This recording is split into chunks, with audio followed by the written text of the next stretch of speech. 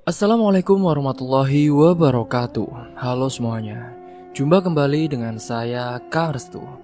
Apa kabar kalian semua? Semoga kalian selalu sehat, baik dan tentunya dimudahkan segala urusannya oleh Tuhan Yang Maha Esa. Amin amin ya rabbal alamin. Oke, seperti biasa kali ini saya akan menceritakan sebuah kisah horor. Dan sebelum masuk ke ceritanya, bagi kalian yang baru bergabung, silahkan klik tombol subscribe-nya. Klik juga lonceng notifikasinya serta di like video ini, agar kalian tidak ketinggalan cerita-cerita menarik dari channel kami. Oke, terima kasih. Dan langsung saja tanpa berlama-lama lagi, bagaimana kisahnya? Ini dia ceritanya. Cerita kali ini, saya akan menceritakan sebuah kisah, yaitu seorang wanita yang diruda paksa atau diperkosa oleh 3 pemuda, di mana nantinya jasad wanita itu akan digantung di atas pohon, biar dikira oleh orang-orang dia mati dengan bunuh diri. Pagi itu Alia bangun lebih awal seperti biasanya. Suara ayam berkokok di belakang rumah bersautan dengan gemerisik angin yang menerpa dedaunan. Ia segera beranjak dari tempat tidurnya, lalu bergegas merapikan diri. Setelah selesai, Alia keluar dari kamar dan menuju ruang makan, di mana aroma nasi goreng buatan ibunya Bu Hana sudah menggoda penciumannya. "Selamat pagi, Ma." "Pagi, Pa," sapa Alia dengan senyum ceria. Pak Helmi, ayahnya yang sedang membaca koran pun, dia tersenyum sambil menjawab, "Pagi, Nak. Sarapan dulu ya, sebelum berangkat." Bu Hana pun mengangguk menyuruh Alia dan adiknya, Adit, untuk segera makan. "Cepat makan, jangan sampai terlambat ya," katanya dengan lembut. Alia duduk bersama Adit yang masih setengah mengantuk. Bocah kelas 6 SD itu hanya bergumam kecil sebelum akhirnya mulai menyuap nasi ke mulutnya. Singkatnya, setelah sarapan, Alia dan Adit pamit kepada kedua orang tua mereka. Dengan penuh hormat, Alia mencium tangan Pak Helmi dan juga Bu Hana. "Hati-hati di jalannya, ya," pesan Pak Helmi sambil tersenyum. "Iya, Pak." "Assalamualaikum." "Salam." Mereka pun keluar rumah berjalan menuju motor metik milik keluarga. Alia yang sudah berpengalaman mengendarai motor duduk di depan sementara Adit naik ke jok belakang. Helm pun dipasang dengan rapi dan tak lama kemudian mereka meluncur meninggalkan rumah menuju ke sekolah mereka masing-masing.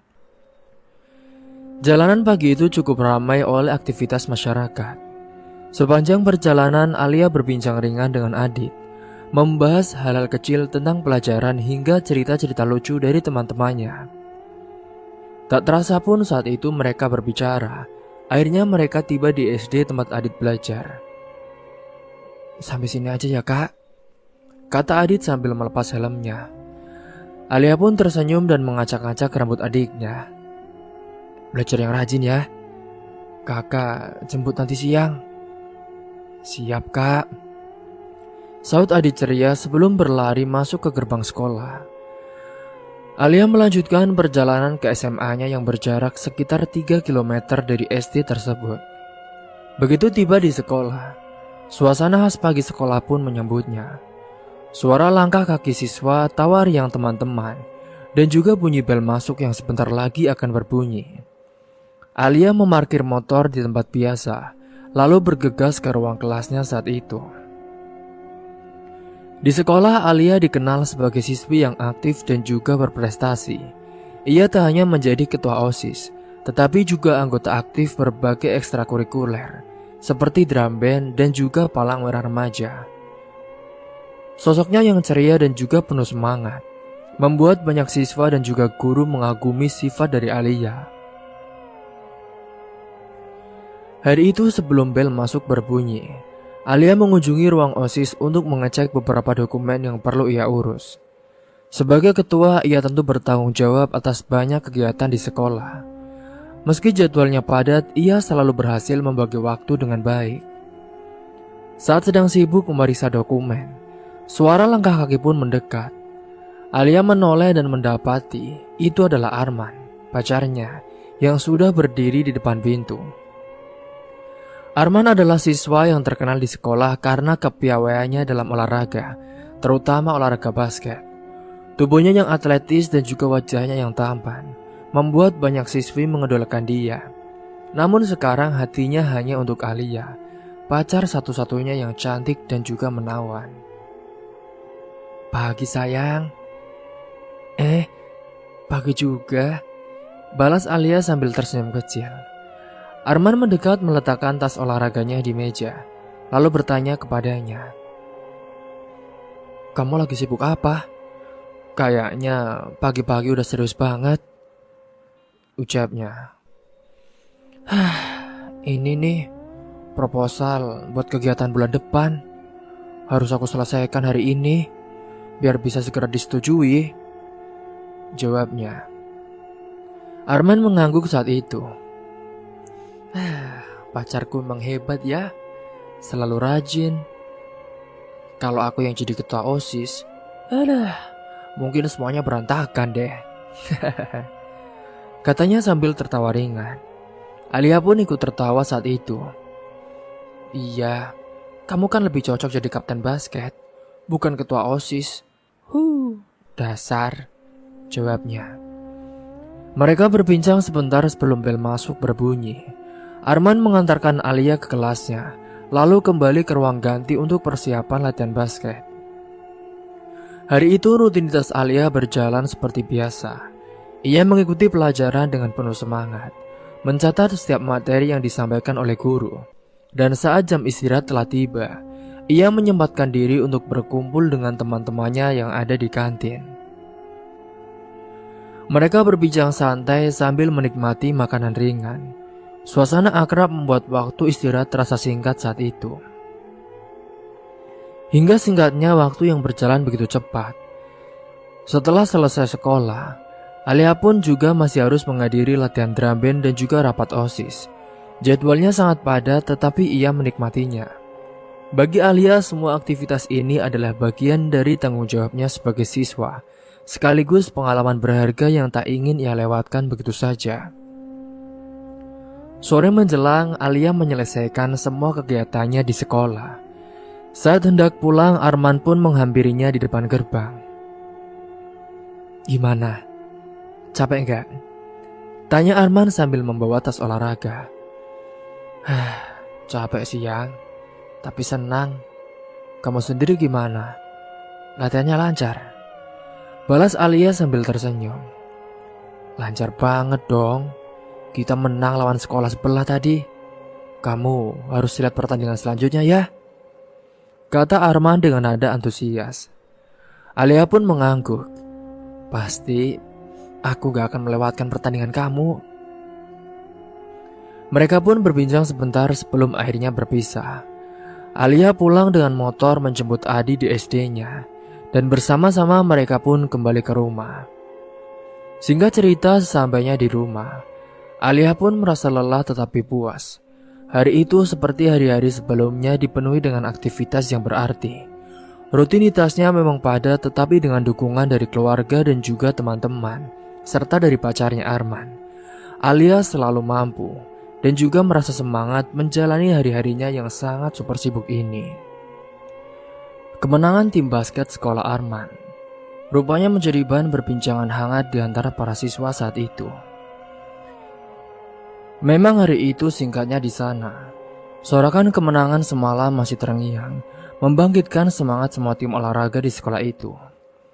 Namun di sisi lain kota, suasana berbeda terasa di sekolah rival mereka. SMA Nusantara kekalahan. Mereka dari SMA Bina Harapan tidak hanya mencoreng reputasi tim basket, tetapi juga menyulut amarah dan juga rasa gengsi yang selama ini menjadi ciri khas hubungan kedua sekolah itu.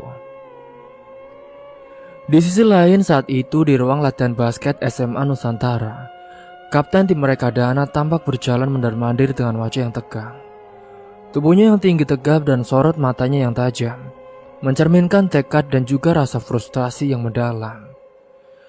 Para pemain lain duduk di bangku pinggir lapangan, menunduk tanpa suara menunggu instruksi atau mungkin amarah yang akan keluar dari Dana. Kita kalah lagi dari mereka. Berapa kali harus gue bilang, kita ini gak boleh kalah dari SMA Bina Harapan. Seru Dana sambil membanting bola basket ke lantai. Suara keras itu pun memantul ke seluruh ruangan. Salah satu pemain, Rico, mencoba menenangkan. Dana, udahlah. Pertandingan kemarin kan memang berat. Mereka juga punya pemain kuat seperti Arman. Kita kan sudah berusaha. Namun Dana memotong dengan nada tajam. Arman, selalu Arman. Jangan jadikan dia alasan kita kalah. Kalau kita nggak bisa kalahkan mereka di lapangan, maka apa gunanya kita di sini? Ia menatap timnya satu persatu saat itu. Suasana menjadi hening saat itu. Tegang menyelimuti seluruh ruangan. SMA Nusantara dan juga SMA Bina Harapan memang dikenal sebagai dua sekolah yang sering bersaing di berbagai bidang, mulai dari akademik, olahraga hingga kegiatan ekstrakurikuler. Persaingan ini tidak hanya melibatkan siswa tetapi juga guru dan juga alumni dari kedua sekolah. Dalam kompetisi apapun, gengsi selalu menjadi taruhannya. Bagi Dana, kekalahan dari SMA Bina Harapan adalah pukulan telak, terutama karena Arman, kapten dari tim lawan, selalu menjadi duri di matanya. Selain kemampuan Arman yang luar biasa di lapangan, ada sesuatu yang lebih dalam, yaitu persaingan pribadi yang sudah berlangsung lama di antara mereka. Di sekolah Arman, singkatnya saat itu, suasana kemenangan masih terasa meski rutinitas pun kembali berjalan seperti biasanya. Ketika jam istirahat telah tiba, Arman duduk bersama Alia di kantin. Mereka berbincang santai sambil menikmati jus mangga dingin yang menjadi favorit mereka berdua. Sayang, kamu tahu nggak? Beberapa teman dari SMA itu, mereka mengeluh di media sosial soal pertandingan kemarin-kemarin. Kata Alia sambil membuka ponselnya. Arman pun terkekeh. Biarin aja deh. Mereka kan kalah. Wajar kalau nggak terima, jawabnya. Tapi aku rasa mereka nggak akan diam saja deh. Kamu kan tahu si Dana. Dia tuh nggak suka kalau kalah. Iya, aku tahu kok. Tapi kan yang penting kita ini main bersih dan sesuai aturan. Kalau mereka mau balas, ya tinggal kita hadapi lagi ya. Alia menatap Arman dengan sedikit cemas. Meski ia percaya pada kemampuan Arman, ia juga tahu betapa sengitnya rivalitas kedua sekolah itu. Apalagi tidak jarang, persaingan ini melibatkan konflik di luar lapangan. Ia hanya berharap semuanya tetap berjalan sportif dan juga tidak merusak suasana. Sementara itu di SMA Nusantara, Dana sudah menyusun rencana baru. Bukan hanya untuk pertandingan ulang, tetapi juga untuk mengalahkan SMA Bina Harapan dalam kompetisi lain. Ia pun memanggil ketua OSIS sekolahnya yaitu Naila untuk membahas strategi menghadapi rival mereka. Nay, kita nggak bisa kalah lagi, Nay. Bukan cuma di basket, tapi di semua bidang. Masa kita mau dijelek-jelekan? Kita nggak boleh diam saja, kata Dana dengan penuh keyakinan. Naila yang juga dikenal sebagai siswa cerdas dan juga ambisius, dia pun mengaku setuju. Iya, aku setuju sama kamu. Kita harus tunjukkan kalau SMA Nusantara lebih unggul dari mereka. Ada banyak kompetisi yang akan datang. Bagus, aku serahkan semua koordinasi itu ke kamu ya. Pastikan kita menang. Naila langsung bergerak cepat. Ia pun mengumpulkan semua ketua ekstrakurikuler untuk mempersiapkan tim terbaik. Di sisi lain, Dana mulai memperketat latihan tim basketnya. Ia pun bersumpah tidak akan membiarkan Arman dan juga SMA Bina Harapan merayakan kemenangan lagi. Sementara di SMA Bina Harapan sekolah Arman, kabar tentang persiapan besar-besaran yang dilakukan oleh SMA Nusantara pun mulai terdengar. Alia sebagai ketua OSIS mendapatkan informasi itu melalui salah satu temannya yang bersekolah di sana. Ia langsung mengadakan rapat dengan anggota OSIS untuk mempersiapkan strategi mereka. Kita nggak boleh lengah ya. SMA Nusantara sedang merencanakan sesuatu untuk membalas kesalahan mereka. Kita harus tetap waspada dan mempertahankan prestasi kita, ujar Alia di hadapan anggota OSIS. Semua anggota setuju, meski mereka tahu persaingan ini sangat melelahkan. Mereka juga tidak ingin mengecewakan nama baik sekolah.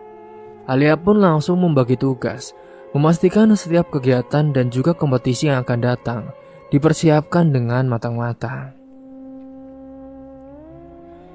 Sementara di sisi lain dari Arman, dia terus meningkatkan intensitas latihannya. Ia tahu Dana tidak akan tinggal diam lagi, dan pertandingan ulang hanya tinggal menunggu waktu. Ia juga sering berbincang dengan Alia tentang cara menjaga motivasi timnya. Singkat cerita, waktu berlalu, dan seperti yang diduga, pertandingan ulang antara tim basket SMA Nusantara dan juga SMA Bina Harapan telah diumumkan. Pertandingan ini akan menjadi bagian dari turnamen regional yang melibatkan berbagai sekolah di kota. Suasana di kedua sekolah semakin panas, dengan latihan demi latihan dilakukan dengan serius. Strategi dirancang dengan matang dan juga semangat kompetisi telah membara.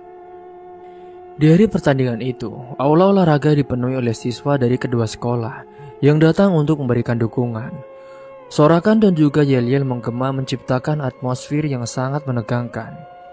Di lapangan, Arman dan Dana saling bertukar pandang tajam, siap memberikan yang terbaik. Pertandingan pun berjalan dengan sengit hingga kedua tim ini menunjukkan kemampuan mereka dengan maksimal. Setiap poin yang dicetak disambut dengan sorakan riuh dari penonton. Di sela-sela pertandingan, Alia yang duduk di tribun memberikan dukungan penuh kepada Arman. Ia tahu betapa pentingnya pertandingan ini bagi Arman dan juga sekolah mereka. Namun pertandingan ini lebih dari sekedar soal menang atau kalah. Di tengah panasnya persaingan, ada juga pelajaran saat itu, yaitu tentang kerja keras dan juga arti sebenarnya dari kompetisi. Pertandingan final saat itu berlangsung seru hingga menit terakhir. Sorakan penonton dari kedua sekolah pun semakin memanas, seiring dengan ketatnya skor di papan. Arman yang memimpin timnya dengan penuh semangat, mengatur serangan dan bertahan dengan strategi yang matang. Saat detik terakhir, Arman berhasil mencetak timbakan 3 poin yang memastikan kemenangan untuk SMA Bina Harapan. Kemenangan tipis yang membuat aula olahraga bergemuruh oleh sorakan dan juga yel-yel dari pendukung SMA Bina Harapan.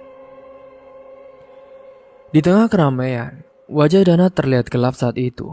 Ia menatap tajam ke arah Arman yang sedang dieluk-elukan timnya. Kekalahan ini semakin membakar gengsi dari Dana.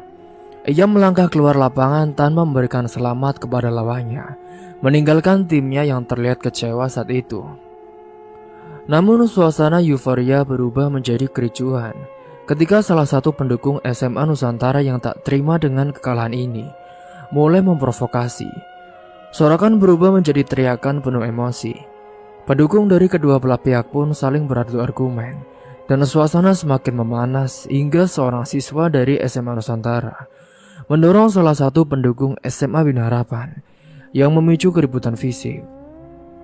Saat itu pun langsung terjadi pukul-pukulan baku hantam antara saling supporter. Panitia segera turun tangan untuk melerai saat itu. Guru-guru dan pihak keamanan berusaha memisahkan kerumunan. Tetapi keributan itu sempat mencoreng suasana kemenangan dengan saat itu. Alia yang berada di tribun bersama teman-temannya, dia merasa cemas. Ia memandang Arman yang sudah mencoba menenangkannya. Namun saat itu apa yang boleh buat? Karena suasana yang sudah tidak kondusif menjadi keributan yang sangat besar. Arman, kamu hati-hati. Jangan sampai kamu terlihat lebih jauh ya, bisik Alia pacarnya saat mereka bertemu di luar aula. Arman pun mengangguk saat itu. Iya, kamu tenang saja. Aku juga gak mau keributan ini tambah besar. Tapi ini gak bisa dibiarkan. Hingga singkatnya keributan di aula pun akhirnya berhasil diredakan. Tetapi ternyata masalah tidak berhenti di situ saja. Dalam perjalanan pulang saat itu, beberapa siswa dari SMA Bina Harapan yang berjalan kaki di sebuah gang diserang oleh kelompok siswa SMA Nusantara. Mereka mengadang dan mengajar salah satu siswa hingga terluka cukup parah. sebelum kabur meninggalkan tempat kejadian. Beruntung saat itu warga sekitar yang menyaksikan langsung melaporkan kejadian itu kepada pihak polisi. Para siswa yang terlibat pun berhasil diamankan. Hingga berita tentang insiden ini cepat menyebar, membuat suasana di kedua sekolah semakin memanas. Keesokan harinya Arman mendengar kabar tentang insiden tersebut. Ia merasa geram sekaligus kecewa. Tidak hanya mencoreng nama baik sekolahnya, tetapi juga membahayakan teman-temannya. Setelah memastikan kondisi siswa yang terluka, ia pun memutuskan untuk menemui Dana. Dana harus bertanggung jawab atas semua ini, pikir Arman dalam hati. Arman pun mendatangi SMA Nusantara saat jam istirahat. Ia tahu tindakan ini sangatlah beresiko, tetapi ia tidak peduli. Hingga sesampainya di sana, ia langsung mencari Dana di ruang latihan basket. Saat Arman menemukannya, Dana sedang duduk di bangku dengan ekspresi penuh emosi. Tanpa membuang waktu, Arman pun langsung menghampirinya. Dana, aku mau bicara, kata Arman dengan nada tegas. Dana mendongak menatap Arman dengan sorot mata yang penuh kebencian. Ngapain lo kesini? Gak cukup lo dengan kemenangan kemarin. Ini bukan soal pertandingan ya Dana. Aku datang karena teman-temanku jadi korban. Siswa-siswa dari sekolah kamu menyerang mereka. Aku tahu kamu pasti tahu soal ini kan. Seharusnya kamu ini menghalangi mereka. Kamu kan juga kapten di sekolah ini. Dana berdiri mendekatkan dirinya ke Arman. Tinggi mereka hampir sama dan ketegangan di antara keduanya pun terasa nyata. Jadi sekarang kamu nuduh aku? Aku gak pernah nyuruh siapa-siapa ya buat nyerang teman-teman kamu. Tapi kan kamu kapten mereka Dana. Mereka lihat kamu sebagai pemimpin. Tindakan kemarin kamu yang langsung pergi tanpa respek kepada kami, itu mencerminkan sikap kamu. Kalau kamu benar-benar pemimpin, kamu harus bertanggung jawab atas apa yang terjadi. Dana pun mengepalkan tangannya mencoba menahan emosi. Dengar ya Arman, gua memang benci kalah, tapi gua gak pernah main curang. Kalau ada yang nyerang teman-teman lo, itu urusan mereka, bukan gua. Tapi kamu gak pernah berusaha menghentikan mereka ya Dana. Kamu malah membiarkan kebencian ini terus membesar. Perdebatan mereka pun semakin memanas. Suasana di ruang latihan menjadi tegang saat itu, menarik perhatian beberapa siswa yang lewat. Mereka berhenti di depan pintu mengintip apa yang sedang terjadi saat itu. Arman, lo gak ngerti apa yang gue rasakan. Lo juga gak pernah tahu gimana rasanya kalah terus menerus dan harus menanggung gengsi sekolah. Semua orang mengharapkan gue menang, tapi gue terus gagal. Ya itu sih bukan urusan gua ya man. Tapi ya Dana, kalau lo gak suka sama gua, tolong jangan libatkan ini ke orang lain. Ini bukan cuma soal kita ya. Dana terdiam sejenak, tetapi amarahnya pun tidak surut saat itu. Lo gak usah sok jadi pahlawan ya Arman. Lo pikir lo lebih baik dari gue? Gue gak akan pernah tunduk sama lo. Arman menatap Dana untuk terakhir kali sebelum melangkah pergi karena diusir oleh security yang ada di sekolah dari Dana. Sementara saat itu di luar ruang latihan, beberapa siswa dari SMA dari Dana memandangnya dengan tatapan tak bersahabat. Ia merasa langkahnya semakin berat, tetapi ia tahu ia sudah melakukan yang terbaik untuk menghentikan konflik ini. Sejak hari itulah hubungan antara Arman dan Dana berubah menjadi permusuhan nyata.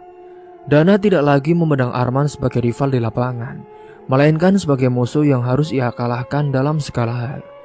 Sementara itu Arman tetap berusaha menjaga kedamaian, meski ia tahu tugas itu tentunya tidak mudah. Alia yang mendengar cerita dari Arman pun merasa khawatir saat itu. Sayang, kamu harus hati-hati. Jangan sampai ini malah jadi masalah yang lebih besar. Aku tahu Alia, tapi aku juga gak bisa diam saja. Kalau gak ada yang mencoba menghentikan ini, siapa lagi? ucap Arman sembari memegang tangan Alia. Alia pun tersenyum kecil meski hatinya merasa cemas. Ia tahu betapa keras kepalanya Dana, dan ia hanya bisa berharap bahwa waktu akan meredakan ketegangan di antara mereka. Singkat cerita, beberapa hari kemudian, malam itu Alia dan adiknya baru saja selesai melembur di sekolah. Jam menunjukkan pukul 7 malam saat mereka meninggalkan gedung sekolah yang kini sepi. Alia menyalakan motor dan memastikan adiknya duduk dengan aman di belakangnya sebelum mereka melaju pulang. Jalanan kota yang biasanya ramai kini lenggang, hanya diterangi lampu jalan yang temaram. Suara deru motor mereka menjadi satu-satunya yang memecah kesunyian malam. Alia merasa sedikit waspada, mengingat waktu yang sudah larut dan area yang mereka lewati cukup sepi. Memang hari itu setelah menjemput adiknya, Alia mengajaknya untuk ke sekolahnya karena sedang ada urusan di sekolah Alia. Singkatnya, saat melewati sebuah tikungan, tiba-tiba muncul sekelompok remaja yang menghalangi jalan mereka. Alia mengenali beberapa wajah di antara mereka. Itu adalah Dana dan juga teman-temannya dari SMA Nusantara. Mereka berdiri dengan sikap mengintimidasi, dengan senyum sinis terpampang di wajah Dana. Cantik, malam-malam begini mau kemana? Sapa Dana dengan nada mengejek. Teman-temannya pun tertawa menambah suasana tidak nyaman. Alia berusaha tetap tenang. Tolong jangan ganggu kami. Kami hanya ingin pulang. Beri kami jalan. Jawabnya dengan suara tegas, meski ada getaran halus karena gugup. Namun Dana tidak bergeming. Kenapa buru-buru, cantik? Kita kan bisa ngobrol dulu. Lagi pula malam masih panjang, katanya sambil mendekat. Matanya menatap Alia dengan tatapan yang membuatnya merasa tidak nyaman. Alia merasakan adiknya menggenggam pinggangnya lebih erat. Tanda ketakutan yang dirasakannya. Ia tahu situasi ini bisa berbahaya jika tidak ditangani dengan hati-hati. Dana, tolong jangan buat masalah. Kami hanya ingin pulang dengan aman, kata Alia mencoba meredakan ketegangan. Namun Dana hanya tertawa kecil saat itu. Masalah? Siapa yang buat masalah? Kita cuma mau bersenang-senang kan? Iya kan teman-teman? Hahaha. Ucapnya sambil menoleh ke arah teman-temannya yang mengaku setuju. Saat itu dari kejauhan terdengar suara motor mendekat. Alia menoleh dan melihat Arman datang dengan wajah penuh kekhawatiran. Ia pun segera menghentikan motornya dan berjalan cepat ke arah mereka. Oi, apa yang kalian lakukan? Tanya Arman dengan nada marah. Matanya menatap tajam ke arah Dana saat itu. Oh, lihat siapa yang datang. Pacar si cantik ini rupanya. Kami ini cuma mau ngobrol ya, Man. Gak ada yang salah kan? Iya kan teman-teman? Jawabnya dengan nada mengejek. Arman mengepalkan tangannya berusaha menahan amarah yang membara di dadanya. Dana, biarkan mereka pergi. Jangan cari masalah ya. Dia tidak salah, katanya dengan suara tegas. Namun Dana justru melangkah lebih dekat ke Arman. Atau apa Arman? Kamu mau lawan aku? Ayo, tunjukkan kalau lo benar-benar jagoan. Tantangnya sambil mendorong dada Arman dengan kasar. Arman pun terhuyung ke belakang, tetapi segera menstabilkan dirinya. Ia tahu Dana sengaja memprovokasinya saat itu. Dia pun mencari alasan untuk memulai perkelahian. Namun dengan Alia dan juga adiknya di sini, ia tidak ingin situasi semakin memburuk. Gua nggak mau ya kelahi sama lo. Biarkan dia pergi, kata Arman mencoba tetap tenang, meski amarahnya hampir meledak. Namun Dana tidak peduli. Ia memberi isyarat kepada teman-temannya, dan mereka pun mulai mengepung Arman. Alia merasa panik melihat situasi yang semakin tidak terkendali. Arman, hati-hati Arman, hati-hati, teriak Alia saat melihat salah satu teman Dana mencoba menyerang dari belakang. Arman pun berhasil menghindar, tetapi jumlah mereka terlalu banyak. Mereka mulai memukul dan menendang Arman tanpa ampun. Alia pun hanya bisa menjerit, tidak berdaya melihat pacarnya diperlakukan seperti itu. "Berhenti, tolong, jangan sakitin dia," ucap Alia dengan air mata mulai mengalir di pipinya. Namun Dana dan teman-temannya tidak menghiraukannya. Mereka terus memukuli Arman hingga ia terjatuh ke tanah. Alia pun merasa putus asa, tidak tahu harus berbuat apa. Tiba-tiba saat itu suara siren polisi terdengar mendekat. Dana dan teman-temannya pun segera berhenti. Wajah mereka menunjukkan kepanikan. Ayo kita pergi, polisi datang," seru salah satu dari mereka. Mereka pun segera melarikan diri meninggalkan Arman yang tergeletak di tanah dengan luka-luka. Alia pun berlari ke arah Arman dengan berlutut di sampingnya. "Arman, kamu gak apa-apa?" tanyanya dengan suara gemetar dan juga tangisannya. Arman membuka matanya perlahan dengan tersenyum lemah. "Aku gak apa-apa sayang. Yang penting kamu dan adikmu selamat," jawabnya dengan suara pelan. Beberapa saat kemudian mobil polisi pun tiba di lokasi dengan membawa Arman ke rumah sakit untuk diperiksakan. Setelah insiden penyerangan oleh Dana dan juga kelompoknya, Arman segera dibawa ke rumah sakit terdekat. Orang tua Arman, Pak Budi dan juga Bu Siti, tiba dengan wajah penuh kekhawatiran. Mereka pun merasa lega ketika dokter mengatakan bahwa luka-luka Arman tidak serius dan ia bisa segera pulang setelah mendapatkan perawatan. Di rumah suasana tegang masih terasa. Pak Budi duduk di ruang tamu dengan wajah muram. Sementara Bu Siti, dia menyiapkan makanan ringan untuk Arman yang beristirahat di kamarnya. Mereka berdua saling bertukar pandang mencoba memahami situasi yang menimpa putra mereka. "Pak, kita harus bicara dengan pihak sekolah. Ini sudah keterlaluan. Arman tidak boleh menjadi korban seperti ini." Bu Siti mengangguk setuju. "Iya, kita juga perlu memastikan Arman mendapatkan dukungan. Mungkin trauma seperti ini bisa berdampak pada kesehatan mentalnya," jawab Pak Budi. Sementara itu di sisi lain kota, Dana dan kelompoknya berkumpul di sebuah tempat yang biasa mereka jadikan markas. Mereka tertawa dan juga bercanda, merasa puas dengan apa yang telah mereka lakukan. Bagi mereka, membuat Arman terluka adalah sebuah kemenangan kecil dalam persaingan yang sudah berlangsung dengan lama. "Lihat wajah Arman tadi, dia benar-benar tidak berdaya," kata salah satu dari mereka sambil tertawa. Dana tersenyum puas. Namun di balik senyum itu ada rencana lain yang mulai terbentuk di benaknya. Ia merasa bahwa melukai Arman saja tidak cukup. Jika ia ingin benar-benar membuat Arman menderita, ia harus menyasar sesuatu yang lebih dekat dengan hati Arman.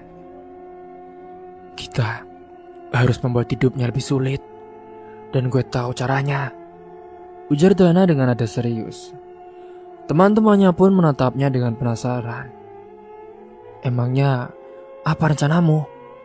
tanya salah satu dari mereka. Dana menatap mereka satu persatu sebelum menjawab. "Kita akan membuat Alia menderita. Dengan begitu, Arman akan merasakan sakit yang lebih dalam. Lagian, Alia juga kan wanita idamanku sejak SMP." Mereka semua terdiam merenungkan kata-kata dari Dana. Beberapa dari mereka pun tampak ragu. Tetapi otoritas dari Dana dalam kelompok membuat mereka enggan menentangnya. "Tapi gimana caranya, Nah? Kita akan buat hidup Alia di sekolah menjadi neraka. Kita akan memastikan dia merasa terisolasi, takut dan juga tidak berdaya. Dengan begitu, Arman akan merasakan penderitaan yang sama. Dan nanti, kita jebak saja Alia kalau dia sedang pulang sendirian. Kita buat dia sibuk saja. Dan terus, serahkan semuanya kepada gua." Sementara itu di rumah Arman, suasana mulai tenang. Arman duduk di kamarnya merenungkan apa yang telah terjadi. Pikirannya melayang ke masa lalu saat ia dan Dana masih duduk di bangku SMP. Mereka dulu adalah teman dekat, sering bermain basket bersama, dan bahkan belajar bersama. Namun semuanya berubah ketika mereka berdua mulai menyukai Alia. Alia adalah gadis yang cerdas, cantik, dan juga ramah. Memang banyak siswa yang menyukainya termasuk Arman dan juga Dana. Persaingan untuk mendapatkan perhatian dari Alia pun membuat hubungan Arman dan Dana retak. Dana dengan sifatnya yang keras kepala dan juga cenderung bandel, mencoba berbagai cara untuk menarik perhatian Alia. Tetapi Alia lebih tertarik pada Arman yang baik hati dan juga perhatian. Sejak saat itulah Dana memendam rasa iri dan juga dendam terhadap Arman. Ia merasa bahwa Arman telah merebut sesuatu yang seharusnya menjadi miliknya. Perasaan ini terus tumbuh seiring waktu, hingga akhirnya berubah menjadi kebencian yang mendalam. Arman pun menghela nafas panjang, menyadari bahwa konflik ini pasti tidak akan berakhir dengan mudah. Ia tahu bahwa Dana tidak akan berhenti sampai ia merasa puas. Namun Arman juga tidak ingin melibatkan Alia dalam masalah ini. Ia harus menemukan cara untuk melindungi Alia tanpa memperkeruh situasi. Keesokan harinya di sekolah, Alia pun merasa ada yang aneh. Beberapa teman sekelasnya mulai menjauh, dan juga bisikan-bisikan terdengar saat ia melewati koridor. Ia merasa ada sesuatu yang tidak beres, tetapi tidak tahu apa penyebabnya. Saat ia istirahat, ia mencoba mendekati salah satu temannya. Dia adalah Rani. "Rani, ada apa? Kenapa semua orang bersikap aneh kepada aku?" tanyanya dengan nada cemas. Rani tampak ragu sejenak sebelum menjawab. "Alia, aku dengar katanya kamu terlibat ya dalam masalah dengan Dana dan kelompoknya. Mereka bilang kamu yang memprovokasi Arman untuk melawan Dana." Alia terkejut saat itu. "Apa? Itu tidak benar. Aku tidak pernah melakukan hal seperti itu. Apalagi Arman kan pacarku." "Iya, aku tahu. Tapi rumor ini sudah menyebar loh. Banyak yang percaya. Apalagi cewek-cewek yang suka sama Arman. Dan juga mereka semua takut terlibat." Alia saat itu merasakan dunia seakan runtuh. Ia tidak tahu bagaimana menghadapi situasi fitnah ini. Ia pun merasa terisolasi dan juga tidak berdaya. Pikirannya melayang ke Arman yang saat ini belum masuk ke sekolah. Setelah mendengar rumor yang menyebar di sekolah saat itu, Alia yang merasa cemas dan segera menghubungi Arman melalui telepon. "Sayang, aku dengar kabar buruk di sekolah. Banyak yang bilang aku ini terlibat dalam masalah kamu dengan Dana." "Sayang, maafkan aku ya. Sepertinya ini adalah akal-akalan Dana menyebarkan rumor itu untuk menyakitimu dan membuatku menjadi marah. Aku janji nanti aku akan mencoba bicara dengannya ya." Setelah menenangkan Alia, Arman pun memutuskan untuk menelpon Dana. Ia berharap bisa menyelesaikan masalah ini tanpa melibatkan Alia lebih jauh. "Dana, aku tahu lo yang nyebarkan rumor tentang Alia kan. Tolong gue minta sama lo, jangan libatkan dia dalam perseteruan kita. Jika ada masalah, hadapi aku saja," kata Arman dengan tegas. Dana tertawa sinis di ujung telepon. "Arman, lo itu masih naif ya seperti dulu. Alia tuh seharusnya jadi milik gue sejak lama. Jika lo tidak mau menyerahkannya pada gue, lo akan menyesal." Arman merasa amarahnya memuncak, tetapi ia berusaha tetap tenang saat itu. "Dana, lo gak bisa ya memaksa perasaan seorang. Alia itu bukan barang yang bisa diperebutkan. Jika kau terus mengganggunya, gua tidak akan tinggal diam. Kita lihat saja nanti ya Arman. Jangan salahkan aku jika sesuatu yang buruk terjadi pada Alia," jawab Dana sebelum menutup telepon. Arman merasa khawatir dengan ancaman dari Dana. Ia tahu bahwa Dana serius dan bisa melakukan hal-hal yang berbahaya. Ia juga sudah mengenalnya sejak dahulu. Ia pun kini memutuskan untuk lebih waspada dan melindungi Alia sebaik mungkin. Keesokan harinya Arman yang sudah berangkat ke sekolah. Ia menemui Alia di sekolahnya dan menceritakan percakapannya dengan Dana. Alia merasa takut saat itu, tetapi ia berusaha tetap tegar. Sayang, kita harus melaporkan ini kepada pihak sekolah atau bahkan polisi. Aku tidak ingin sesuatu yang buruk terjadi padamu dan padaku. Iya, aku setuju, tapi tidak semudah itu semua. Sudahlah, nanti. Sepulangnya dari sekolah, Alia langsung menuju kamar mandi untuk membersihkan diri. Hawa malam yang mulai terasa dingin membuatnya ingin segera mandi air hangat. Setelah selesai, ia berganti pakaian dan menuju ruang makan, di mana kedua orang tuanya, Pak Helmi dan juga Bu Hana, sudah menunggunya. Kenapa pulang malam lagi, nak? Kamu gak capek emangnya? Jangan sibuk-sibuk loh, ibu khawatir. Tanya Bu Hana dengan nada khawatir, menyodorkan sepiring nasi dan juga lauk ke hadapan Alia. Alia tersenyum tipis lalu mulai makan dengan perlahan. Iya bu, tadi ada tambahan rapat untuk acara ulang tahun sekolah. Aku kan ketua OSIS bu, jadi aku harus memastikan semuanya berjalan lancar. Pak Helmi yang duduk di seberang meja pun mengangguk dengan pelan.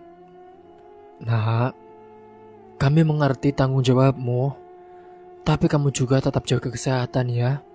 Jangan sampai kamu terlalu memforsir diri. Jangan memaksakan diri. Alia menatap ayahnya dengan penuh rasa hormat. Iya pak, aku akan hati-hati. Ini kan hanya sementara, sampai acaranya selesai pak. Setelah makan malam, Alia membantu ibunya membersihkan meja makan. Sementara itu, pikiran tentang kejadian beberapa hari terakhir kembali menghantui dirinya.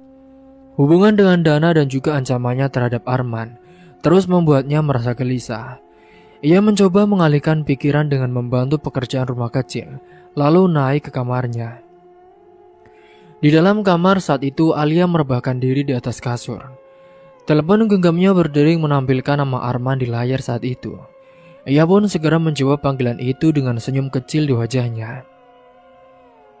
Halo sayang, gimana kabarmu? Tanya Alia dengan nada lembut. Suara Arman terdengar sedikit lemah, tetapi ia berusaha terdengar ceria. Aku baik-baik saja kok. Lagian, luka-luka ini gak separah kelihatannya. Maaf ya, aku belum bisa banyak bantu. Kamu juga kan sekarang masih sibuk ya, ngurus acara sekolah. Gak apa-apa, yang penting kamu fokus sembuh dulu. Semua tanggung jawab ini sudah tugasku sebagai ketua OSIS, jawab Alia saat itu. Ya, tapi kan aku tetap merasa gak enak sama kamu. Kamu kerja keras sendirian, sementara aku gak bisa ada di sana buat kamu. Ujar Arman dengan nada menyesal. Sayang, kehadiranmu saja sudah cukup. Aku tahu kamu selalu mendukungku. Meski dari jauh, itu sudah lebih dari cukup. Ucap Alia tersenyum lembut. Sejenak ada keheningan di antara mereka. Alia mendengar hembusan nafas Arman dari ujung telepon. Sementara ia sendiri berusaha menenangkan pikirannya. Hubungan mereka memang sedang diuji oleh banyak hal, terutama oleh ulah Dana yang sekarang mulai masih mengancam. Ya, aku kan khawatir sama kamu sayang. Dana juga kan, dia bukan orang yang mudah menyerah. Apalagi aku juga tahu kalau dia itu suka kamu. Jadi aku gak mau dia ini mengganggu kamu lagi. Sayang, aku tahu. Aku juga merasa khawatir. Tapi aku gak mau hidup terus-terusan diliputi ketakutan. Kita harus percaya ya, kalau semuanya akan baik-baik saja. Ucap Alia menenangkan Arman di ujung telepon. Arman mengangguk saat itu, meski ia tahu Alia tidak bisa melihatnya. Makasih ya sayang. Aku janji akan melakukan apa saja untuk melindungi kamu, apapun yang terjadi. Iya, aku juga akan jaga diri sayang. Dan aku janji kita akan melewati semua ini bersama. Jawab Alia. Setelah beberapa saat berbicara tentang hal-hal ringan untuk mengurangi ketegangan, mereka akhirnya mengakhiri percakapan. Alia meletakkan ponselnya di meja samping tempat tidur, lalu menarik selimut hingga ke dada. Matanya memandang langit-langit kamar yang gelap, sementara pikirannya kini dipenuhi dengan rencana-rencana untuk hari besok. Singkat cerita, pada keesokan harinya, Alia pun kembali disibukkan dengan persiapan acara ulang tahun sekolah. Sebagai ketua OSIS, ia memang harus selalu memastikan semua bagian dari acara berjalan dengan lancar. Mulai dari pembagian tugas hingga latihan akhir untuk para pengisi acara. Meskipun memang sangat melelahkan, Alia tetap melakukannya dengan penuh semangat dan juga tanggung jawab.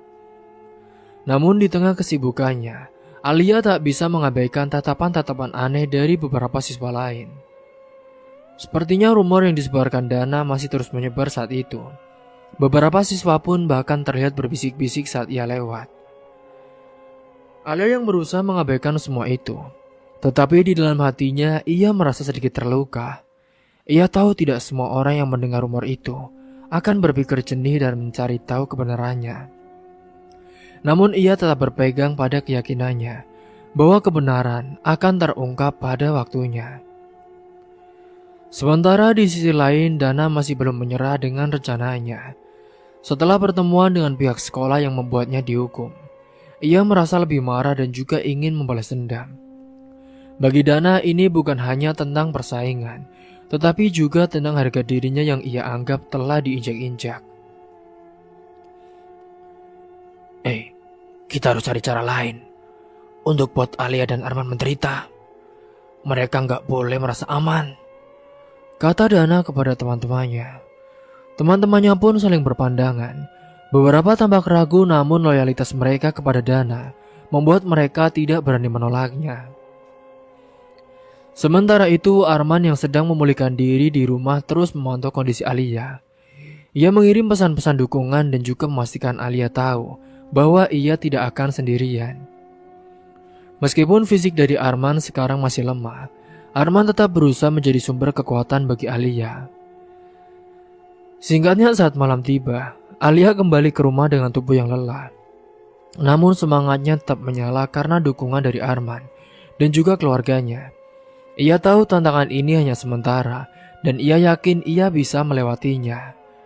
Dengan tekad yang kuat, Alia bersiap menghadapi hari-hari berikutnya dengan harapan bahwa semuanya akan berakhir dengan damai. Tetapi di dalam hatinya ia juga menyadari bahwa ini mungkin baru permulaan dari konflik yang lebih besar antara Dana kepada dirinya dan juga kepada pacarnya. Singkat cerita, hari ulang tahun sekolah pun telah tiba dengan penuh semarak. Selama 3 hari berturut-turut, acara yang telah direncanakan dengan matang-matang berlangsung tanpa hambatan. Alia sebagai ketua OSIS merasa lega melihat antusiasme teman-teman sekolahnya. Setiap sudut sekolah dihiasi warna-warni lampu dan juga dekorasi yang memancarkan keceriaan. Hari pertama dimulai dengan upacara pembukaan yang meriah. Kepala sekolah memberikan pidato yang membangkitkan semangat, diikuti oleh para siswa dari berbagai angkatan dengan kostum unik sesuai tema masing-masing. Alia yang berdiri di barisan depan pun mengarahkan semuanya dengan penuh dedikasi. Selama 3 hari itu, berbagai kegiatan seperti perlombaan, pameran seni dan juga bazar sedang berlangsung. Alia sibuk memastikan segalanya berjalan dengan lancar, berlari ke sana sini dengan senyum waktu lelah yang malau pun mulai terasa. Hingga waktu yang tak terasa, malam terakhir acara pun telah tiba, di mana itu adalah malam merupakan puncak perayaan. Digelar pentas seni yang spektakuler. Lapangan sekolah disulap menjadi panggung terbuka dengan lampu-lampu sorot yang menyinari setiap sudut. Penampilan band, tarian modern, hingga drama sekolah membuat suasana malam itu begitu hidup. Alia meskipun merasa letih, tetap mengawasi jalannya acara saat itu. Semua kerja kerasnya terbayar ketika melihat teman-teman seangkatannya bersorak menikmati malam itu. Tepat pukul jam 11 malam, acara pun resmi berakhir. Siswa-siswi mulai meninggalkan sekolah, sementara beberapa panitia OSIS, termasuk Alia, masih tinggal untuk membersihkan sisa-sisa dekorasi dan juga peralatan. Alia tak menunjukkan tanda-tanda keluhan. Meskipun tubuhnya terasa berat sebagai ketua, ia merasa bertanggung jawab untuk memastikan tidak ada yang tertinggal saat itu. Alia, kamu capek nggak? Ini udah hampir tengah malam loh. Tanya seorang teman OSIS. Alia tersenyum tipis sambil menyeka keringat di dahinya. Ya capek sih. Tapi kan ini acara terakhir. Besok juga udah selesai semuanya. Jadi aku pengen ada kenangan terindah sebelum kita benar-benar lulus dari sekolah ini. Hingga tepat pada menjelang pukul 1 dini hari, Alia pun akhirnya selesai dengan semua tugasnya. Teman-teman OSIS yang lain pun mulai pulang satu persatu. Beberapa menawarkan untuk mengantarnya pulang, tetapi Alia menolak dengan halus. Gak apa-apa kok teman-teman, rumahku juga gak terlalu jauh dari sini. Lebih baik kalian pulang duluan saja ya. Dengan motor kesayangannya, Alia meninggalkan halaman sekolah yang mulai sepi. Jalanan malam itu lenggang, hanya sekali terlihat kendaraan yang melintas. Hawa dingin menusuk kulitnya membuat Alia sedikit mempercepat laju motornya. Namun ia merasa ada yang aneh. Dari spion motornya saat itu, ia melihat beberapa lampu motor mengikuti di belakangnya. Awalnya Alia berpikir mungkin itu hanya kebetulan, tetapi jarak yang terus mendekat membuatnya mulai merasa cemas. Alia yang mencoba tetap tenang pun dan memacu motornya lebih cepat. Namun kelompok motor itu juga mempercepat lagu mereka.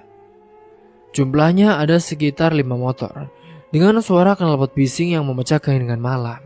Mereka mengepung Alia memaksanya untuk melambatkan. Hingga salah satu dari mereka pun berteriak. Mau kemana Neng? Malam-malam ini kok masih keluyuran? Jangan buru-buru dong. Ayo layani kita dulu. Kita kan cuma mau kenalan. Ucapnya. Alia panik, ia pun mencoba mencari jalan keluar. Tetapi jalur yang sepi membuatnya tidak punya banyak pilihan. Gerombolan itu pun semakin mendekat mengepungnya di tengah jalan. Hingga salah satu dari mereka bahkan mencoba meraih tangan Alia, membuat gadis itu semakin ketakutan. Hentikan, jangan sentuh aku. Jangan berani-berani sentuh aku, teriak Alia, berusaha memberanikan diri. Namun gerombolan itu hanya tertawa. Jangan keras-keras satu Neng. Jam segini gak ada yang bakal nolongin kamu di sini. Lebih baik kamu ikut Om aja ya. Enak kok, dijamin pasti enak. Saat itu Alia pun merasa jantungnya berdegup dengan kencang. Ia berusaha mengingat semua teknik pertahanan diri yang pernah diajarkan di pelatihan PMR. Tetapi jumlah mereka yang terlalu banyak. Dalam keputusasaan, Alia pun hanya bisa berharap bahwa ada seorang yang datang untuk menolongnya. Tiba-tiba dari kejauhan terdengar drum motor yang berbeda. Itu adalah sebuah motor, di mana motor itu melaju dengan kecepatan tinggi mendekati mereka. Gerombolan itu sempat terkejut dan melonggarkan kepungan mereka. Sosok yang mengendarai motor itu. Akhirnya mereka semua mendekati Alia dan ia mengenalinya. Itu adalah Dana. Alia tak percaya melihat Dana muncul di tengah malam seperti ini. Dana, gumamnya dengan lirih. Dana menatap gerombolan itu dengan tajam. Kalian ini gak punya urusan sama dia. Pergi sekarang, sebelum aku bikin kalian menyesal, ucap Dana dengan tegas. Salah satu anggota gerombolan itu pun tertawa kecil. Ada pahlawan kesiangan nih. Kamu pikir bisa ngelawan kita semua sendirian? Dana tidak menjawab, ia pun memarkir motornya dengan tenang dan berdiri tepat di hadapan mereka. Sini lawan gua. Coba aja kalau lo berani. Melihat keberanian Dana, gerombolan itu pun mulai mundur sedikit. Mereka saling bertukar pandang menyadari bahwa Dana bukanlah tipe orang yang mudah dihadapi. Setelah beberapa saat, mereka pun memutuskan untuk pergi, menggerutu sambil menyalakan motor mereka kembali. Alia yang masih terdiam pun tubuhnya gemetar saat itu. Dana mendekatinya dengan wajah serius. Alia, kamu gak apa-apa kan? Alia mengangguk pelan meskipun air mata pun mulai mengalir di pipinya. Dana, Terima kasih ya. Terima kasih kamu sudah nolongin aku. Aku gak tahu harus bilang apa. Kalau kamu gak datang, aku juga gak tahu apa yang bakal terjadi. Mungkin mereka semua sudah memperkosaku. Dana menatapnya dengan ekspresi yang sulit dibaca. Kamu tenang saja. Aku gak bakal biarin sesuatu yang buruk terjadi sama kamu, Alia. Aku memang benci sama Arman, tapi aku gak pernah bisa benci sama kamu. Kata-kata Dana membuat Alia terdiam. Ia tahu Dana punya perasaan padanya sejak dulu. Tetapi situasi ini membuat semuanya terasa rumit. Dana, aku menghargai apa yang kamu lakukan. Tapi kamu tahu kan, aku hanya menganggap kamu teman. Dana tersenyum tipis meskipun sorot matanya menyeratkan rasa sakit. Aku tahu Alia, tapi itu gak masalah. Yang penting kamu selamat. Lagian kan, memang semuanya berawal dari teman. Ucap dari Dana. Dia pun semakin mendekati Alia, menatapnya semakin dekat kepada wajahnya. Dia yang sudah tidak tahan dengan nafsunya. Dia pun langsung memegang tubuh Alia. Namun saat itu, Alia pun marah kepada Dana. Dana, apa yang kamu lakukan? Maaf Alia, maaf, aku terbawa suasana. Hingga singanya saat itu Alia pun terdiam. Setelah memastikan Alia tidak terluka, Dana lalu mengantar gadis itu pulang. Selama perjalanan Alia juga merasa bingung dan perasaan yang bercampur aduk. Di satu sisi ia bersyukur Dana datang menyelamatkannya. Namun di sisi lain, ia tahu kehadiran Dana ini memicu masalah baru dengan Arman. Apalagi dengan dia tadi yang mau berbuat seono-ono kepadanya. Hingga singkat cerita sampainya di depan rumah, Alia pun turun dari motor dan menatap Dana dengan penuh rasa terima kasih. Dana, sekali lagi terima kasih ya. Iya Alia, kamu jaga diri baik-baik ya. Kalau ada apa-apa, jangan ragu untuk hubungi aku. Alia pun masuk ke dalam rumah sementara Dana, dia pergi dengan motornya. Namun di dalam hatinya Dana tahu perasaannya pada Alia tidak akan pernah berubah. Meskipun ia sadar Alia ini sudah memilih Arman. Namun dia akan tetap berusaha untuk mendapatkan hati Alia.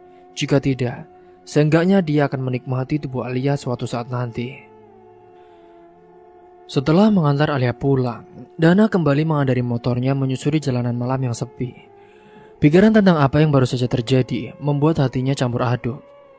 Ia tidak bisa menyangkal bahwa perasaan cintanya kepada Alia masih sangatlah besar.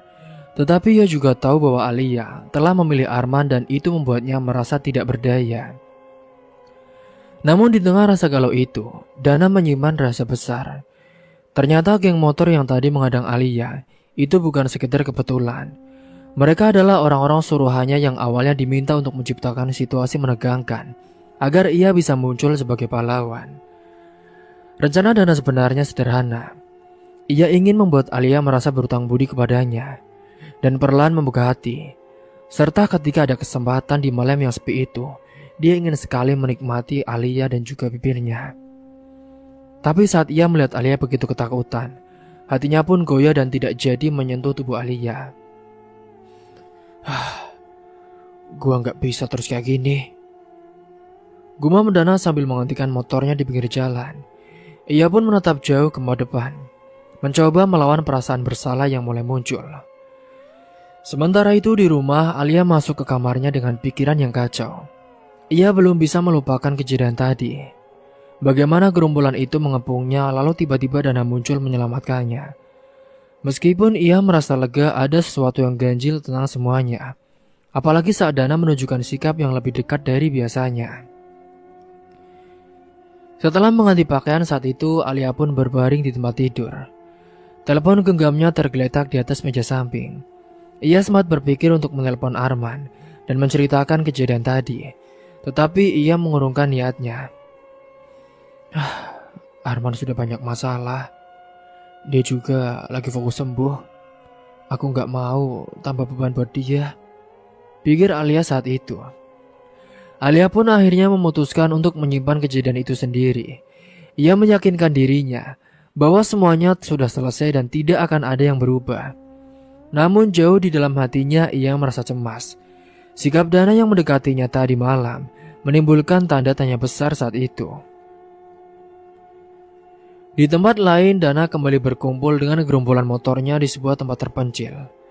Mereka kini duduk melingkar di pinggir jalan dengan asap rokok mengepul dari beberapa anggota. Sebenarnya rencana tadi itu berhasil atau enggak sih, Dan? Tanya salah satu dari temannya. Kelihatannya cewek itu masih nolak kamu ya. Diamlah, gue gak mau bahas itu lagi sekarang. Dan lo yakin ini cara yang benar? Gue tahu lo suka banget sama dia, tapi ini kayaknya udah terlalu jauh deh, Dan. Ucap yang lainnya. Dana menghela nafas panjang. Gue cuma pengen dia sadar kalau Arman itu gak pantas buat dia. Gue yang sudah selalu ada buat dia. Gue yang peduli sama dia. Tapi ya tadi, gue malah gak tega. Salah satu dari mereka pun menepuk bahu Dana. Mungkin lo harus cari cara lain. Atau enggak, lo harus mabuk dulu. Biar nanti lo bisa menikmati tubuh dari dia. Iya gak, Boy? Iya, betul tuh. Ucap yang lainnya. Dana hanya diam, tapi kata-kata temannya itu terus terngiang di kepalanya. Hari-hari berlalu dan Alia pun kembali menjalani rutinitasnya seperti biasa. Ia tetap sibuk dengan tugas-tugas sekolah sementara kegiatan OSIS dan juga persiapan ujian akhir yang semakin mendekat. Meskipun ada rasa was-was setiap kali ia pulang malam, kini ia berusaha menutupi rasa itu dengan tetap terlihat ceria di depan teman-temannya. Namun kini hubungannya dengan Dana mulai terasa berubah. Dana yang biasanya hanya mengganggunya dari kejauhan, sekarang lebih sering muncul di sekitar Alia. Ia tidak lagi menantang seperti dulu, tetapi lebih sering menawarkan bantuan, seperti membantu mengangkat barang saat kegiatan OSIS atau sekedar mengantar Alia pulang ketika ada tugas yang selesai larut malam. Memang meskipun beda sekolah, kini Dana akan mulai menunjukkan perhatiannya, selagi Arman masih belum sembuh. Singkatnya, suatu sore setelah pulang sekolah, kini Alia memutuskan untuk mampir ke toko buku di pusat kota. Ia membutuhkan beberapa buku untuk tugas sekolah sekaligus referensi tambahan sebagai ketua OSIS yang tengah merencanakan kegiatan berikutnya. Setelah menemukan buku yang ia cari, Alia berjalan ke kasir sambil sibuk memeriksa daftar belanjaannya. Tanpa diduga ia bertemu seorang yang tak asing. Dia adalah Dana. Dengan jaket hitamnya berdiri di rak sebelah. Dia tampak asik membaca sampul belakang sebuah novel. Alia yang sedang merasa kikuk, ia pun tak menyangka akan bertemu Dana di tempat seperti ini. Loh, Alia? Panggil Dana sambil tersenyum lebar. Alia yang sedikit terkejut pun dan juga menoleh. Dana, kamu ngapain di sini? Ya sama kayak kamu cari buku. Gak nyangka ya, ketemu kamu di sini. Kamu sendiri? Jawab Dana santai sambil menyelipkan novel ke raknya. Iya, aku mau beli buku buat tugas sama nyari bahan. Rajin banget ya kamu, udah cantik, seragam, rajin, baik. Idaman banget, biar gue bantuin ya. Ujar Dana sambil mengambil beberapa buku dari tangan Alia tanpa menunggu jawabannya. Alia merasa tak enak, tetapi ia pun tidak langsung menolak. Gak usah repot-repot Dana, aku bisa sendiri kok. Dana hanya tersenyum kecil dan tetap membawa buku itu. Setelah Alia selesai membayar di kasir, Dana menatapnya dengan ekspresi serius namun ramah. Alia, gue ada waktu luang hari ini. Boleh gak gue traktir makan? Anggap aja gue mau balas ucapan terima kasih. Alia terdiam sejenak. Sebuah perasaan ragu pun menyelimutinya. Ia tahu Dana selalu punya maksud tertentu, tetapi ia juga merasa tidak sopan jika harus menolak selain itu. Alia merasa Dana telah menolongnya di malam yang menegangkan itu. Jadi saat itu akhirnya dia pun sedikit canggung. Dia lalu mau pelan menerima tawaran dari Dana. Padahal Dana itu selalu mengikuti Alia dimanapun dia pergi. Karena itulah kesempatannya selagi pacarnya si Arman belum kembali pulih dari penyakitnya. Oke deh Dana, tapi cuma sebentar aja ya. Gue takut Arman tahu. Oke. Gue tahu tempat makan enak di sekitar sini, ucapnya dengan puas.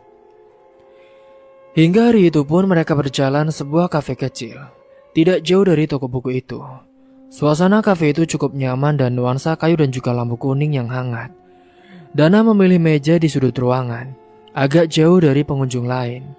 Alia merasa sedikit gugup tetapi ia berusaha bersikap biasa. Selama makan, Dana mencoba mencairkan suasana dengan berbagi obrolan santai. Sementara saat mereka sedang berbincang-bincang asik, di luar kafe beberapa teman Dana tampak memperhatikan dari kejauhan. Salah satu dari mereka pun mengambil beberapa foto diam-diam dengan kamera ponselnya. Lihat tuh, Dana lagi mesra-mesraan sama Alia. Ini bakal jadi senjata bagus. Iya. Udah tenang aja, simpan fotonya. Tunggu momen yang pas buat nyebarin. Pasti bos Dana bakal seneng dengan kerja kita, jawab temannya sambil tertawa kecil. Alia dan Dana selesai makan setelah sekitar 1 jam. Sepanjang waktu itu Dana berusaha terlihat santai. Meskipun di dalam hatinya ia merasa senang bisa menghabiskan waktu dengan Alia. Di sisi lain Alia merasa sedikit canggung, tetapi ia tetap berusaha ramah saat itu. Ia menganggap ini sebagai bentuk terima kasih atas apa yang telah dilakukan Dana sebelumnya. Dana, thanks ya. Kalau gitu, aku pulang dulu. Udah sore. Iya, kamu hati-hati ya di jalan. Kalau ada apa, kabarin aja gue. Alia hanya tersenyum kecil sebelum pergi. Saat ia berjalan menjauh, Dana menatapnya dengan tatapan yang sulit untuk diartikan. Ia merasa senang tetapi sekaligus tahu bahwa kebersamaan ini hanyalah kebetulan, bukan sesuatu yang bisa ia harapkan terus terjadi. Singkatnya sampainya di rumah, kini Alia pun langsung masuk ke kamarnya dan meletakkan buku-buku yang baru ia beli. Ia merenung sejenak merasa bersalah karena menghabiskan waktu dengan Dana tanpa memberitahu Arman. Namun Alia juga berpikir bahwa itu bukan hal yang besar. Ia hanya ingin membalas kebaikan Dana tanpa ada maksud lain. Aku harus berhati-hati, gumamnya dengan pelan. Ia tahu Arman tidak akan senang jika mengetahui ia menghabiskan waktu bersama dengan Dana, terutama mengingat perseteruan lama di antara mereka. Sementara di sisi lain Dana pun kembali bertemu dengan teman-temannya yang telah memotret kejadian tadi. Mereka menunjukkan foto-foto itu kepada Dana dengan ekspresi penuh arti. Nih Dan, keren banget kan? Lo sama cewek itu kelihatan cocok banget, gila. Ujar salah satu dari mereka sembari menyeringai. Dana mengambil ponsel temannya dan melihat foto-foto itu. Ada gambar saat ia dan Alia berjalan bersama, dan juga beberapa lagi saat mereka duduk di kafe yang mesra. Dana pun merdesah dengan panjang. Keren. Ini pasti bisa buat bahan agar Arman jadi marah. Dan lalu pokoknya lihat saja. Setelah Dana senang sudah mendapatkan bukti-bukti itu untuk menghancurkan Arman, kini beberapa hari kemudian pun Alia tetap menjalani rutinitasnya seperti biasa. Ia berusaha bertingkah normal di depan Arman. Setiap kali mereka berbicara di telepon, namun rasa bersalah itu tetap mengganjal. Alia tahu ia tidak salah, tetapi ia juga merasa telah menyimpan rahasia dari Arman. Di sisi lain, Dana pun terus memikirkan langkah berikutnya. Perasaannya kepada Alia yang masih sama kuatnya, ditambah dengan nafsu dirinya yang ingin sekali menikmati tubuh Alia. Tetapi ia juga tahu bahwa itu akan sulit, ditambah Alia adalah gadis yang baik hati dan juga yang sopan. Beberapa hari kemudian, hari itu Arman akhirnya sudah kembali ke sekolah setelah sekian lama beristirahat untuk pemulihan. Memang kadang Arman ini berangkat ke sekolah, namun ia selalu diantar. Kini dengan senyum cerah yang sudah semangat dan perlahan kembali, ia pun disambut hangat oleh teman-temannya, terutama anggota tim basket yang sudah lama merindukan kehadirannya.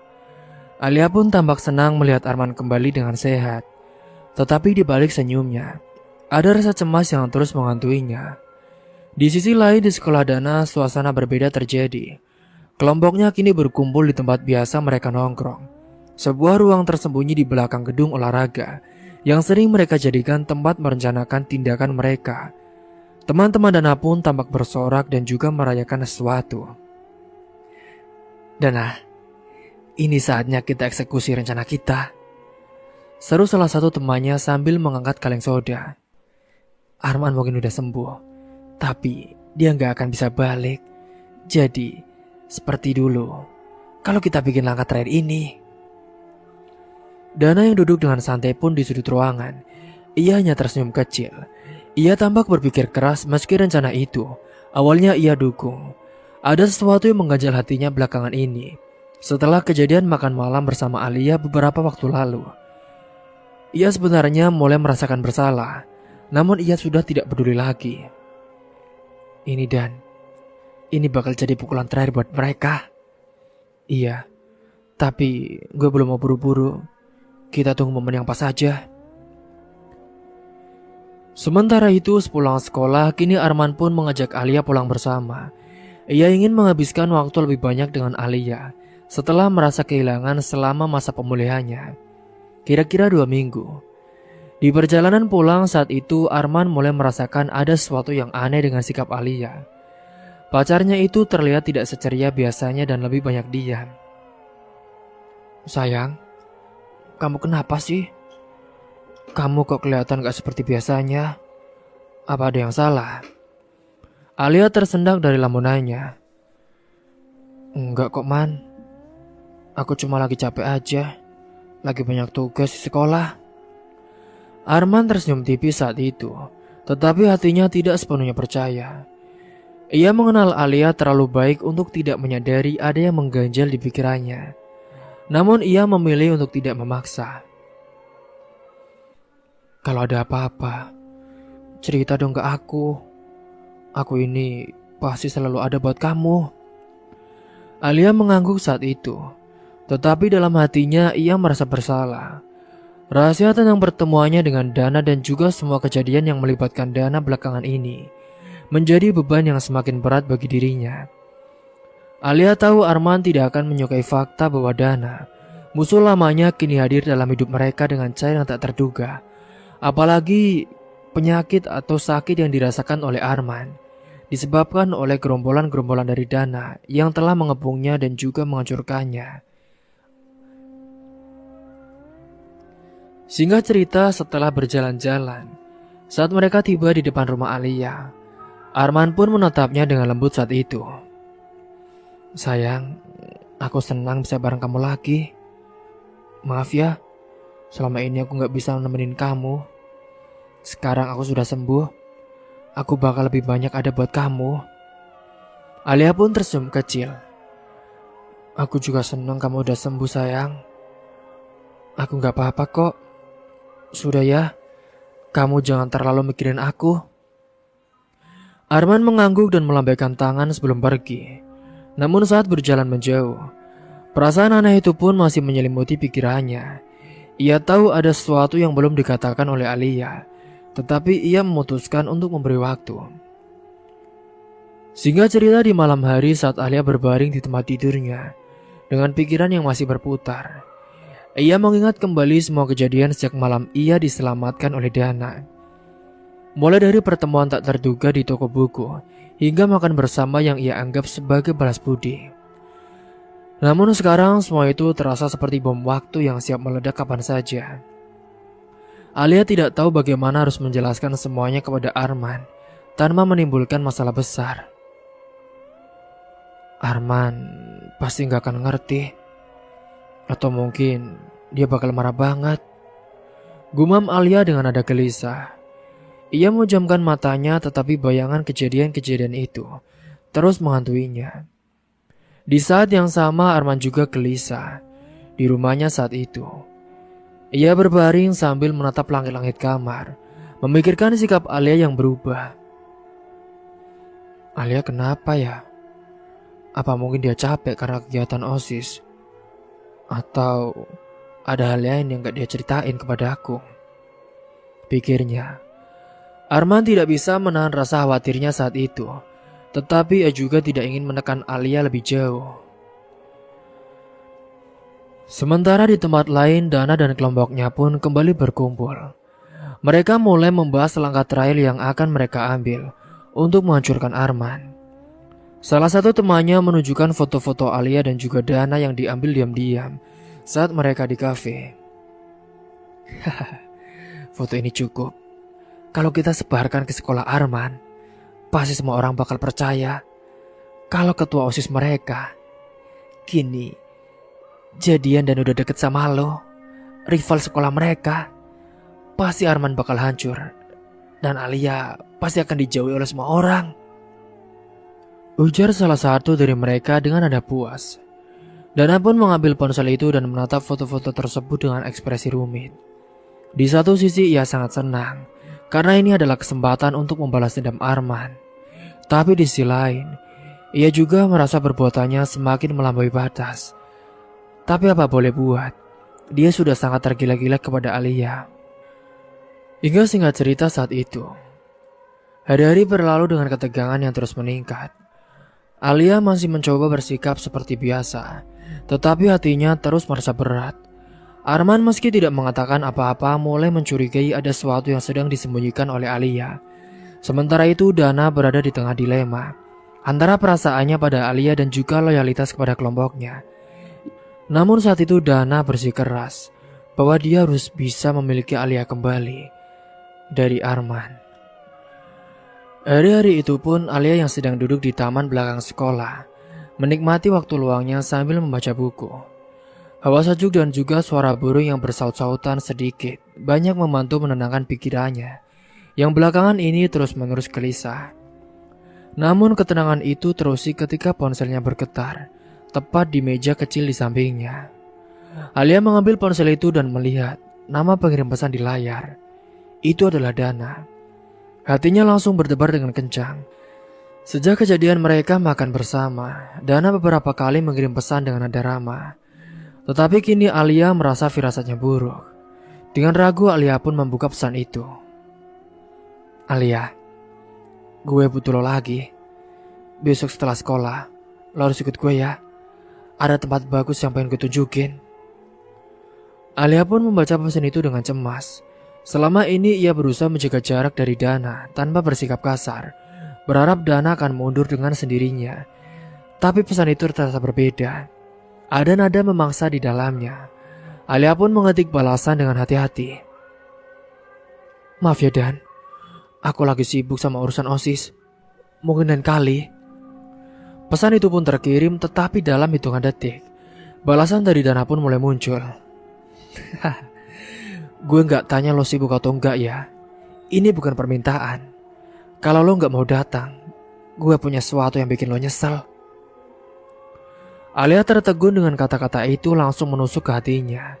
Ia pun segera membalas berusaha menjaga ketenangan, meskipun tangannya sedikit gemetar saat itu.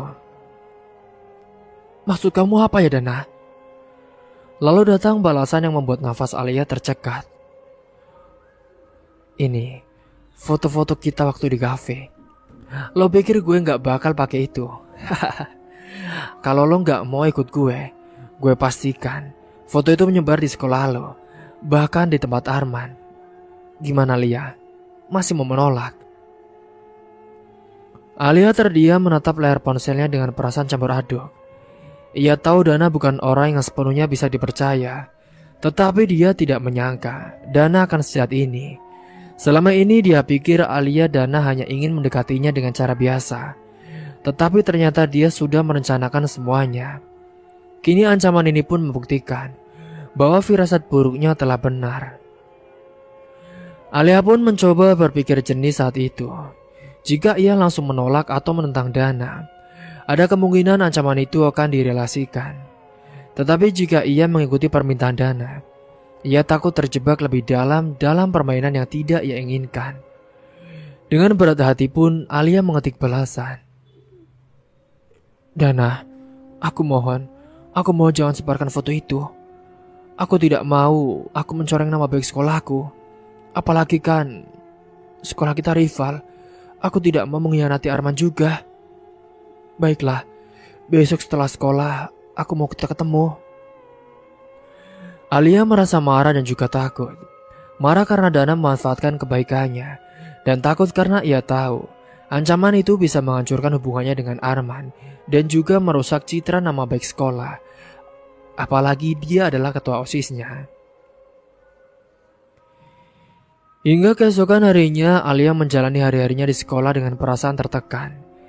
Ia berusaha bersikap dewasa dan juga biasa di depan Arman serta teman-temannya. Tetapi dalam hatinya ia tidak bisa berhenti memikirkan pertemuannya dengan Dana setelah sekolah nanti. Arman pun sempat bertanya kepada Alia, yang tampak tidak fokus saat itu. Tetapi Alia hanya menjawab bahwa ia sedang lelah. Hingga hari itu pun, ada perasaan berbeda dari Alia kepada Arman, yang membuat Arman semakin curiga. Namun ia tidak mempedulikannya. Dia pun tetap menjalani hari-hari biasanya seperti biasa di sekolahnya.